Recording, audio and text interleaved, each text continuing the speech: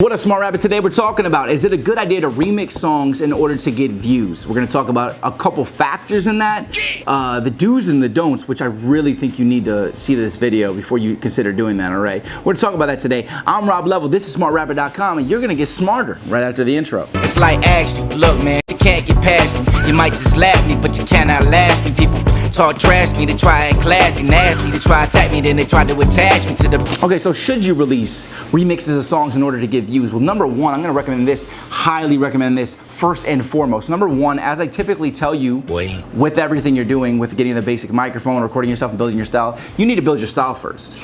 Okay, you need to have your style, you need to work on building your brand, and you also need to have a catalog of songs, even if it's just one project before you start doing this. And the reason being is that if one of these remixes blow up, you're not gonna have any other songs for someone to go back to and be like, this is his sound, this is his style. Because when you're remixing a song, it's not 100% you, it's partially the other artist, beat choice and everything else, right? So if you don't have, if that got 10 million views on it, but you don't have your own little catalog of music, people are just gonna see that one video or those two videos and be like, okay, and then move on about their day. They don't have enough catalog from you to become a real fan of you.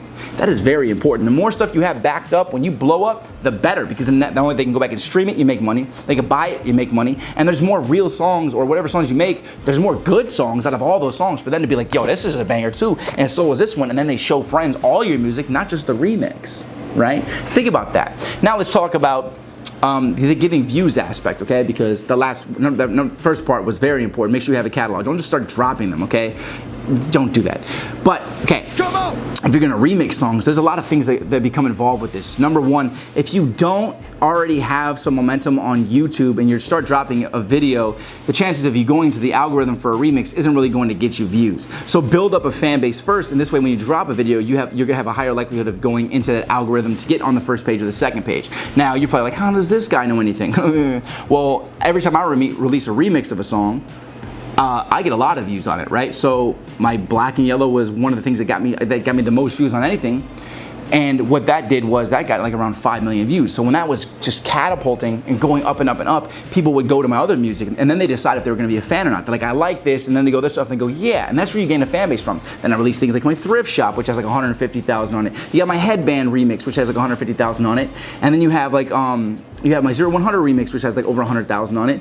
And like just doing remixes are gonna help you a lot if you actually kill it, because then people are spreading it, the retention time on the video is high enough to where it stays in the algorithm, moves up the chain, and you start getting seen by more and more people, right? So this is very valuable. Now let's talk about why it's valuable to do that. When you do a remix to another song, the reason that people would do a remix is because they're hopping on something that is already relevant at the time. You are getting, remember how we had spoken before about how when you steal from another song or you take from another song like Macklemore had did, people already like, oh, I already like the sound of this. So that's why when they click a remix, they already like the beat. Half of the liking you is already done. They're like, I already like this beat. All you gotta do is be good enough for me to keep listening, and they can become a fan of you. That's massive. But the more important part of doing a remix is that you are getting free marketing dollars. You're getting free marketing dollars because you're doing a remix. People get to click on you more than they typically would. They click on your remix because it has the name behind it already, which that was built. The beat and the name of that song, the original, was built up through ad dollars, through a label or through whatever had promoted it and gotten it to that point. That's free marketing for you.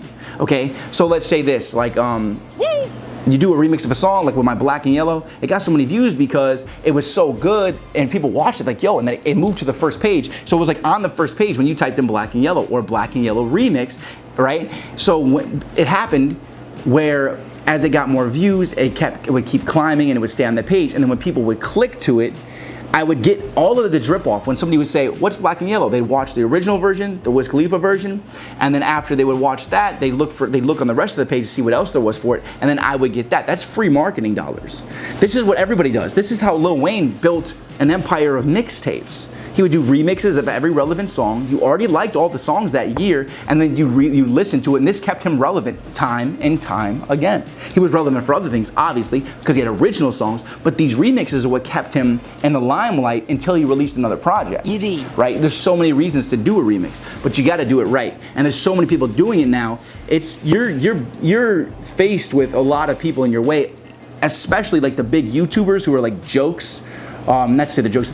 the big YouTubers who like joke around and they'll do a parody version of it. It'll be called something and they'll make it something super corny because they're gonna get views off of it. And they're gonna jump in the algorithm before you because they have 1 million subscribers and they know when they make a song called Hot Dog Buns, like it's gonna get clicks because people laugh at it. Like, I don't think that should even be allowed, but whatever, it's YouTube. So anyway, I think it just disrupts music. So I hope that helped you understand a little bit more about how this works. It is difficult. Don't do it until you have a fan base, and you're probably not gonna listen to me, and you're gonna try to do it anyways, but you're gonna waste your time because unless you already have a little bit of momentum, it's not even gonna go in the algorithm and nobody's gonna hear it, right?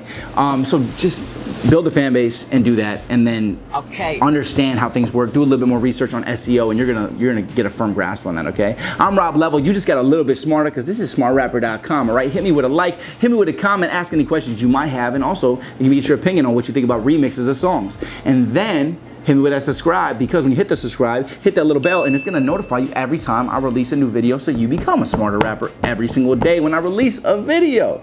All right, here's some more videos for y'all. I'll see you tomorrow. I'm just trying to be better. I'm just trying to be better. I'm just trying to be better. I'm just trying to be better. I'm just trying to be better. I'm just trying to be better. I'm just trying.